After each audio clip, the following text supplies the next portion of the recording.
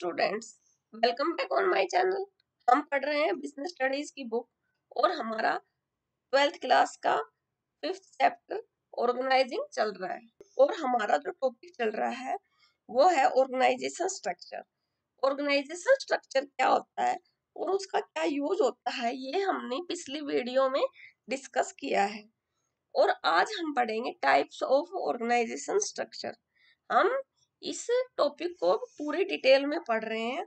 इस टॉपिक को खत्म करने में हमें कम से कम 2-3 वीडियो बनानी पड़ेंगी। Types of organisation structure. Type of structure adopted by an organisation will vary with the nature and type of activities performed by an organisation. किसी भी ऑर्गेनाइजेशन में जो एक्टिविटी की जाती हैं उनका क्या नेचर है और वो किस टाइप की हैं, इसके अकॉर्डिंग ऑर्गेनाइजेशन का स्ट्रक्चर डिसाइड किया जाता है कि कौन सी टाइप का ऑर्गेनाइजेशन स्ट्रक्चर फॉलो किया जाएगा। The organisational structure can be classified under 2 categories which are as follows. Organisational structure 2 category में उनको डिवाइड किया गया है, वो इस प्रकार से हैं। फर्स्ट है फंक्शनल स्ट्रक्चर और सेकंड है डिविजनल स्ट्रक्चर। अभी हम पढ़ेंगे फंक्शनल स्ट्रक्चर। फंक्शनल स्ट्रक्चर क्या होता है? Grouping of job of similar nature under functional and organising these major functions as separate departments create a functional structure. जो सिमिलर टाइप की जो जॉब है, दो जॉब जिनका नेचर एक जैसा है, उनको एक जगह उनकी ग्रुपिंग की जाती है, उनको इकट्ठा किया जाता है। उन फंक्शंस को एक सेपरेट डिपार्टमेंट में डाल दिया जाता है। उन सब का, जैसे कि दो फंक्शंस एक जैसे होते हैं, उनको एक डिपार्टमेंट में डाल दिया जाता है। और इसी तरह से जितने भी फंक्शन होते हैं अलग अलग तरह के, उनके लिए अलग अलग डिपार्टमेंट बनाए जाते हैं। जैसे कि ह्यूमन रिसोर्स डिपार्टमेंट है, मार्केटिंग डिपार्टमेंट है, रिसर्च एंड डेवलपमेंट और परचेजिंग। जैसे मार्केटिंग से रिलेटेड जितने भी फंक्शंस हैं उनको एक मार्केटिंग डिपार्टमेंट के अंदर डाल दिया जाता है। जैसे कि मार्केटिंग के क्या क्या फंक्शंस हो सकते हैं?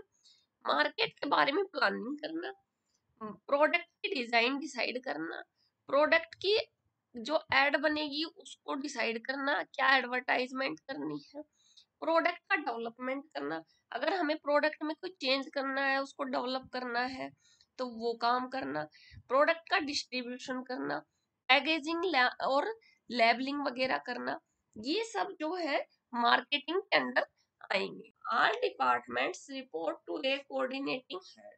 और ये सारे डिपार्टमेंट मिलकर एक कोऑर्डिनेटिंग हेड को रिपोर्ट करते हैं। जैसे कि जो मैनेजिंग डायरेक्टर है उसके अंडर में human resource, marketing, research and development, purchase, इस तरह से हम और भी डिपार्टमेंट बना सकते हैं, जैसे कि sales department, finance department, accounts department, etcetera. For example, in manufacturing concern division of work into key functions will include production, purchase, marketing, accounts and personal.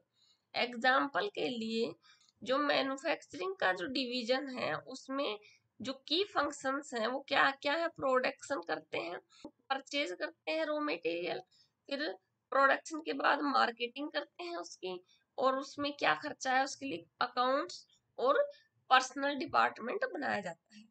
This departments में be further divided into sections.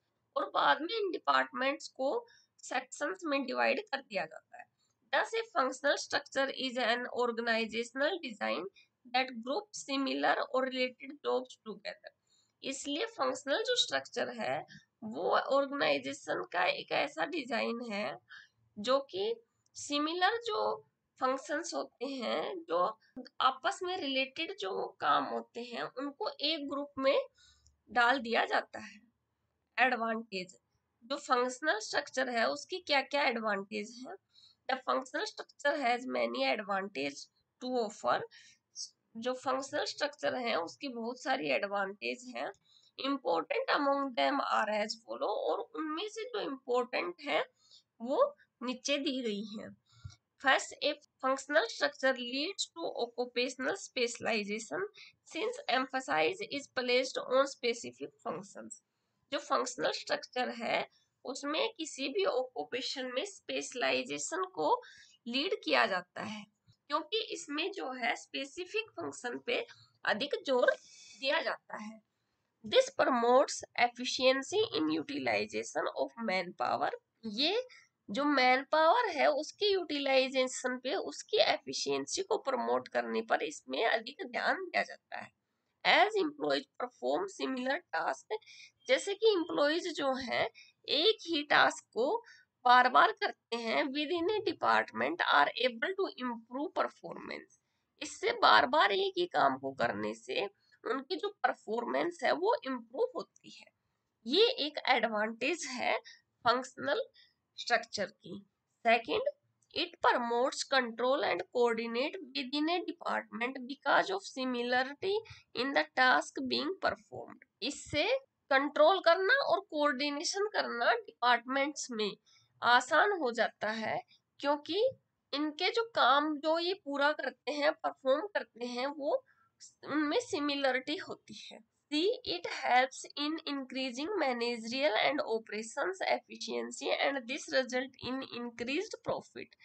ये managerial और जो operational जो efficiency है उसको increase करता है functional structure, and this result in increase profit, और इससे प्रॉफिट इंक्रीज होता है. It leads to minimal duplication of efforts which result in economies of scale and this lower cost. और इससे जो डुप्लीकेशन है एफर्ट्स की, जो काम हम करते हैं उसको बार बार करने को अवॉइड कर सकते हैं. इसका रिजल्ट ये आता है कि जो कॉस्ट है वो कम आती है उस काम को करने में. It makes training of employees easier as the focus is only on a limited range of skill. इससे एम्प्लॉइज को ट्रेनिंग देना आसान हो जाता है, क्योंकि इसमें एक लिमिटेड जो स्किल की जो रेंज है वो लिमिटेड है, इसलिए वो एक स्पेसिफिक टास्क को के ऊपर काम करते हैं तो वो उसमें अच्छे से निपुण हो जाते हैं. It ensures that different functions get due attention. और इससे जो दूसरे जो अलग जो फंक्शंस हैं उन पे ध्यान देना आसान हो जाता है. डिसएडवांटेज, जो फंक्शनल स्ट्रक्चर है उसके डिसएडवांटेज क्या क्या है? The functional structure has certain disadvantage which an organization must take into consideration before it adopts it. अगर हम फंक्शनल स्ट्रक्चर को फॉलो करते हैं तो ये उसके कुछ लिमिटेशंस हैं, इनको ध्यान में रखना बहुत ही आवश्यक है. फर्स्ट है, a functional structure place less emphasise on overall enterprise objective then the objective pursue by a functional head. जो फंक्शनल स्ट्रक्चर है वो जो बिजनेस का जो ओवरऑल ऑब्जेक्टिव है उसको अचीव करने पर कम ध्यान देता है, क्योंकि वो जो है जिस डिपार्टमेंट का वो हेड है वो उसी डिपार्टमेंट के ऑब्जेक्टिव अचीव करने में बिलीव करता है. Such practice may leads to functional empires wherein the importance of particular function may be overemphasized.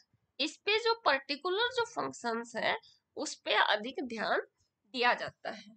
Pursuing departmental interest at the cost of organizational interest can also hinder the interaction between two or more departments.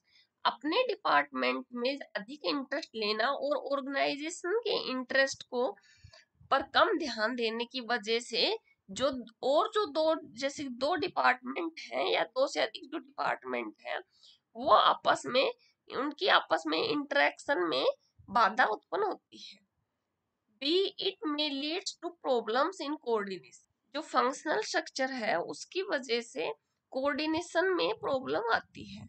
As information has to be exchanged across functionally differentiated departments. और इससे जो अलग अलग department हैं उनमें information को exchange करना difficult होता है. थर्ड है, a conflict of interest may arise when the interest of two or more departments are not compatible. और अगर दो डिपार्टमेंट आपस में इंटरेक्ट करने में कंफर्टेबल नहीं है तो इसकी वजह से एक कन्फ्लिक्ट की सिचुएशन, एक भेदभाव की सिचुएशन अराइज हो जाती है। For example, the sales department interesting on a customer friendly design. एक जो सेल्स डिपार्टमेंट है वो चाहता है कि कस्टमर के लिए जो फ्रेंडली जो डिजाइन है, जो कस्टमर चाहता है वो उस पर अधिक जोर देता है, मे काज डिफिकल्टीज इन प्रोडक्शन। लेकिन अगर सेल्स डिपार्टमेंट ये सोचे कि जो कस्टमर चाहता है उस तरह के डिजाइन तैयार किए जाएं, तो हो सकता है कि प्रोडक्शन डिपार्टमेंट को उस तरह के डिजाइन तैयार करने में डिफिकल्टी हो सकती है। Such disagreement can prove to be harmful in terms of fulfillment of organizational interest। और इस तरह का जो डिसएग्रीमेंट है दो डिपार्टमेंट के बीच में हार्मफुल हो सकता है ऑर्गेनाइजेशनल इंटरेस्ट को अचीव करने में। Interdepartmental conflicts can also arise in the absence of clear separation of responsibility. Responsibility के क्लियर न होने की परिस्थिति में दोनों डिपार्टमेंट में कन्फ्लिक्ट अराइज हो सकते हैं। जैसे कि जो सेल्स डिपार्टमेंट चाहता है कि कस्टमर के अकॉर्डिंग डिजाइन तैयार किए जाएं, लेकिन जैसे प्रोडक्शन डिपार्टमेंट ने जो डिजाइन तैयार किए वो सेल नहीं हो पाए। हो सकता है कि डिपार्टमेंट रिस्पॉन्सिबिलिटी नहीं लेना चाहते हो, जैसे कि सेल्स डिपार्टमेंट रिस्पॉन्सिबिलिटी ना ले सेल होने की, वो कहे कि वो जब कस्टमर के अकॉर्डिंग जब प्रोडक्ट तैयार नहीं हुए तो वो सेल नहीं कर पाए, तो इससे दोनों के बीच में कन्फ्लिक्ट अराइज हो जाएगा।